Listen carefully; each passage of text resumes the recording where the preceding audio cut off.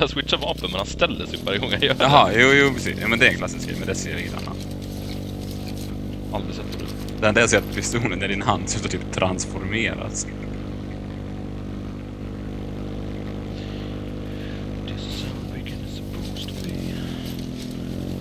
Det kommer vara ett hus här framme. Eller det är ett hus här framme. Osten här borta och skinka. Det var en bil där nere. Jag ser den.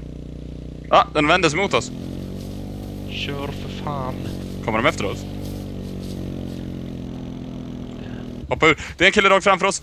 In i huset för dig. Mas! Jävlar! Han är här. Han är inne i huset. Ja, jo, det kom en bil. Jeepen kom och slaktade mig totalt.